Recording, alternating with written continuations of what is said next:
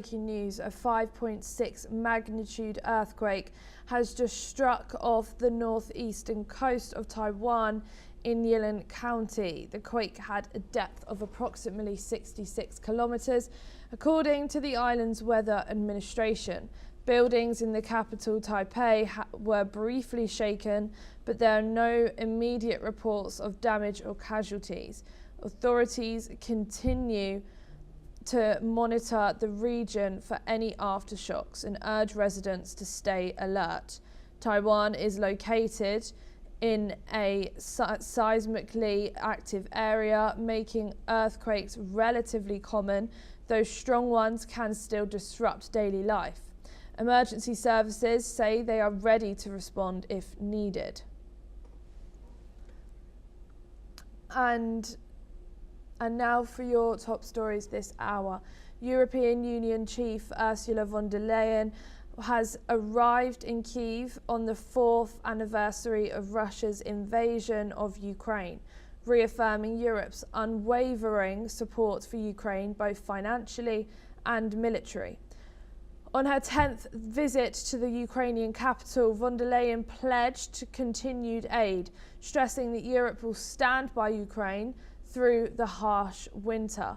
She also sent a strong message to both the Ukrainian people and Russia, saying Europe would not relent until peace is restored on Ukraine's terms.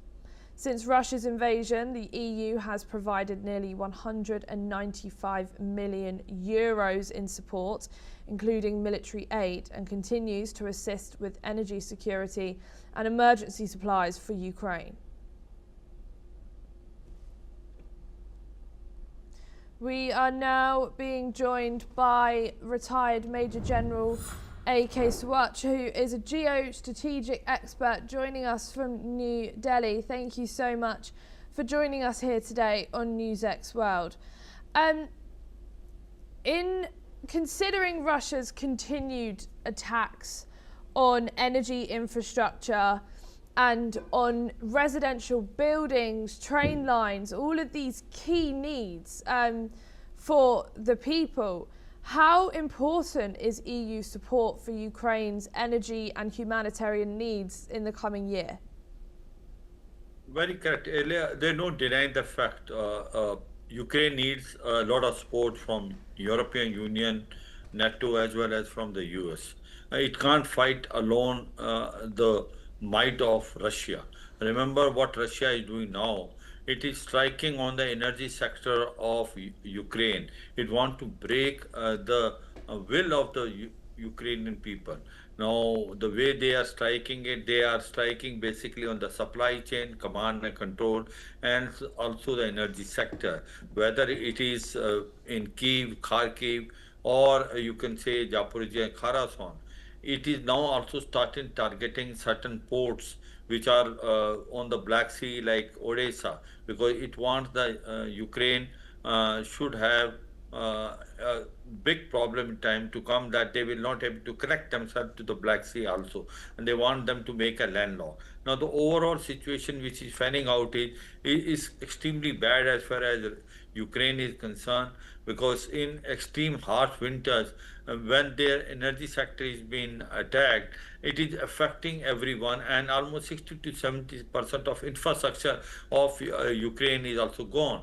And now the talks which are taking place between Russia and Ukraine, they are not reaching to any conclusion, or they are not reaching to any agreement. The reason is simple, because as far as Russia is concerned, its demand are this, that the special military operation which they launched 4 years back, they want that the Donbas area, especially Donetsk and Luhansk, the complete area to be given to Russia, and they can discuss something about Donbas and Zaporizhia, and they want that Crimea to be also regularized.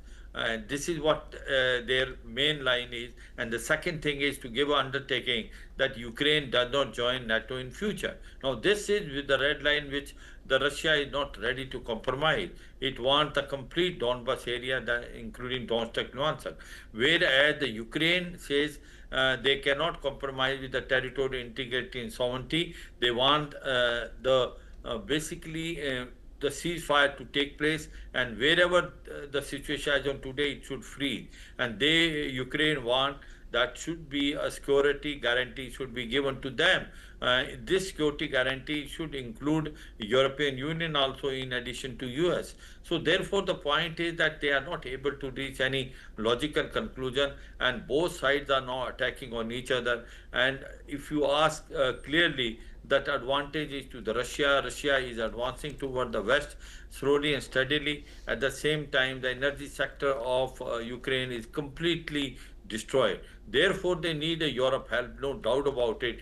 Europe was ready to give NATO almost for $9 billion, but problem is that within the Europe, there are fault lines which are now existing. The Hungary is not agreeing to it, so there will become a problem as to how will they able to support.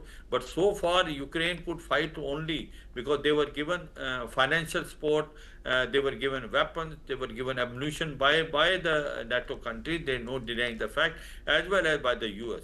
US was the one which has given the majority of it, but all these weapons were bought by Europe and then given to Ukraine. So the point today is, if Ukraine has to fight and if Ukraine has to face the might of Russia, then it needs a support of Europe as well as the support of NATO and US. Let's see how things fan out. But as on today, situation is very critical for Ukraine because its energy sector, its supply chain, its command and control, its infrastructure, its you can say the main towns have been hit very hard, and it is affecting the day-to-day life in Ukraine, and that is a very cause of concern.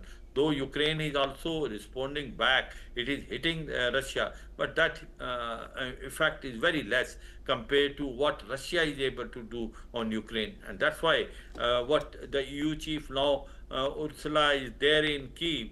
She is trying to convey that they will stand by with Ukraine in times of need, and they will give them a weapon system, they will give them a financial system, and they will give almost all the help whatever is possible so that the Ukraine can still fight with Russia. Let's see how things pan out, but as on today, situation is not very good for Ukraine. Thank you, but please don't go too far, as we will be back with you very shortly. New US tariffs